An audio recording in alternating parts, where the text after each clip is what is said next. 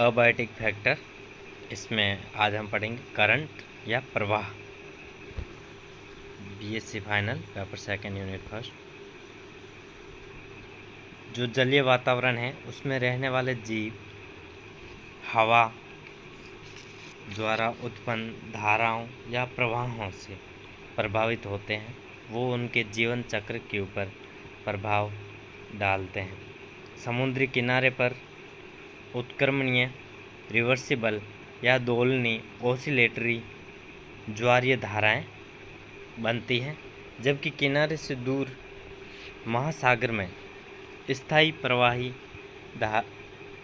प्रवाहें उपलब्ध होती हैं। ये सब धाराएं मिलकर महासागर के धारा तंत्र का निर्माण करते हैं। उत्तरी गोलार्ध में पारिस्थितिकी महत्व की दो महत्वपूर्ण धाराएं होती हैं। एक होती हैं गल्फ स्ट्रीम, जो संयुक्त राज्य अमेरिका के पूर्वी किनारे के साथ साथ उष्णकटिबंधीय जल को उत्तर की ओर ले जाते हैं। सेकंड, जापानी धाराएं, ये गर्म जल को एल्यूटिया व अलास्का के किनारों तक लाती है। वायु और जल का प्रवाह और दबाव भी महत्वपूर्ण भौतिक कारक होता है। वायु प्रवाह और उसका संवेग भौगोलिक भौतिक कारणों से स्थान स्थान पर अलग अलग होता है। कीटों की वितरण, जो इंसेक्ट्स है, कहाँ पर ज़्यादा है कहाँ पर कम है, इस वितरण के लिए भी जो वायु है उसका वेग इनको प्रभावित करता गया है। कीड़ों का बिखराव या छितराव वायु वेग वाली दिशा में विपरीत दिशा की तुलना में तीव्रता से होता है। आंधी, तूफानी हवाएं भी जंतुओं के वितरण को प्रभावित करती है, उनके अनुपात को नष्ट करते हैं। जल का प्रवाह और वेग जीवधारियों को प्रभावित करता है। सूक्ष्म पौधे और जंतु तीव्र प्रवाह वाली नदियों और जल धाराओं में निवास नहीं कर पाते। उसका कारण ये है कि जल का प्रवाह जब तीव्र होता है तो शैवाल और प्रोटोजोआ वर्ग के सूक्ष्म जीवों को बहा ले जाता है। अतः तीव्र प्रवाह वाले जल में सूक्ष्म जीवधारियों का वितरण संभव नहीं होता। प्रवाह के प्रभावों की बात करें, सबसे पहले स्थानबद्ध जीवन में सहायता, एंकरेज एंड सेसाइल। जो प्रवाह है पानी का या करंट प्राणियों के अस्तित्व को संभव करती हैं, क्योंकि गतिशील जल इन प्राणियों तक उनके आवश्यक भोज्य पदार्थ और आवश्यक पदार्थों को ले जाते हैं, जैसे स्पॉन्ज, सिलेंट्रेट्स, बाइवेल्व, बार्नेकल्स। ये सभी स्थानबद्ध प्राणी हैं। इनमें जल बहुत अधिक मात्रा में होता है। जब ये थल पर पाए जाते हैं तब जल का पूर्ण अभाव होता है।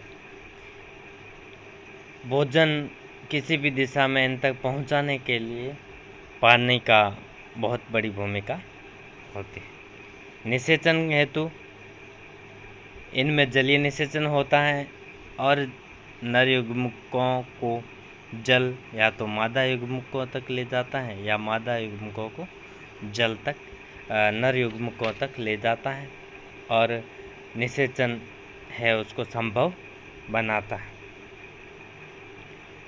प्राणियों का वितरण भी धाराओं के द्वारा निर्धारित होता है। कई जलीय प्राणी स्थिर जल की अपेक्षा प्रवाह में दक्षतापूर्वक वृद्धि करते हैं तथा कुछ प्राणी वृद्धि नहीं कर पाते। जहाँ जल तेजी से गतिशील रहता है वहाँ पर कैडिस फ्लाई, मे फ्लाई और ब्लैक फ्लाई के लार्वा वृद्धि कर पाते हैं। कुछ प्राणियों, विशेषकर जो नदियों में निवास करते हैं, कि जल की गति पर निर्भर होने की घटना को प्रवाह मांग कहा जाता है। सेकंड, प्रवाहों द्वारा परिवहन।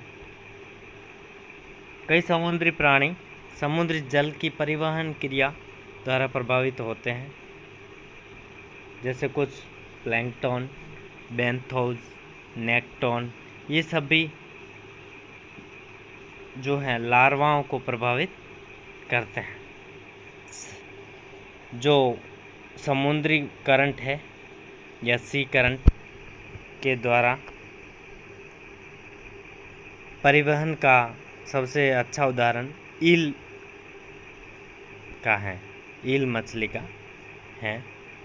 ये बरमूडा के दक्षिणी पूर्वी समुद्र की गहराइयों में oogenesis करती है, अंडे देती है, और इनके जो नवजात लार्वा हैं गल्फ स्ट्रीम में प्रवेश करते हैं तथा इस प्रवाह द्वारा 3 वर्ष पश्चात यूरोपीय तट तक ले जाता है और यहाँ पर इनका कायांतरण होता है और मैच्योर सर्पमीन अपने प्रचलन द्वारा अंड जनन के स्थान तक लौट आते हैं। आगे हम बात करें अपघर्षणी क्रिया या एडहेसिव फ्रैक्शन। धाराएं प्राय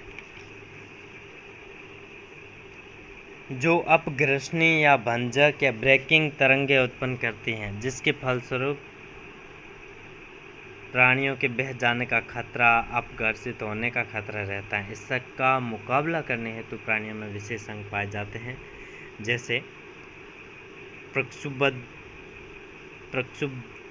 या टर्बुलेंट तटीय जल के निवासी प्राय प्रतिरोधी आवरण द्वारा सुरक्षित रहते हैं। कई प्राणियों में ये लिथेरी चर्मिल आवरणों द्वारा भी होते हैं, घिरे रहते हैं। ये प्राणी लहरों के बल का प्रतिरोध करने के बजाय उनके साथ झुक जाते हैं। कई प्राणियों में होल्ड फास्ट या स्थापन अंग, सीमेंटिंग ऑर्गन्स या संयोजी अंग, चूसक या सकर्स आदि विकसित होते हैं। स्थिर जल के अंदर स्पंज और ट्यूनिकेट्स में लंबे लोलक रूपी प्रवर्धों के साथ वृद्धि करते हैं, जबकि तेज लहरों एवं प्रवाहों के प्रदेश में उसी जाति के प्राणी चट्टानों के साथ घनिष्ठतापूर्ण रूप से जुड़े रहते हैं और वृद्धि करते हैं। कई प्राणियों में धारानुचलन या रियोटैक्सिस पाया जाता है, अर्थात वे प्रवाह की दिशा के संबंध में अपना प्रचलन करते हैं। जैसे नदी में पाई जाने वाली कई मछलियाँ धारानुचलनी या रियोटैक्सिस क्रिया करती हैं और वे धारा के विरुद्ध तैरती हैं। कैडीज फ्लाई आवरणों का निर्माण बड़े एवं अनियमित पदार्थों द्वारा होता है। जैसे जैसे प्रवाह तीव्रता बढ़ती है, आवरण अधिक से अधिक प्रवाह रेखित हो जाते हैं तथा सूक्ष्मतर पदार्थ से बनने लगते हैं।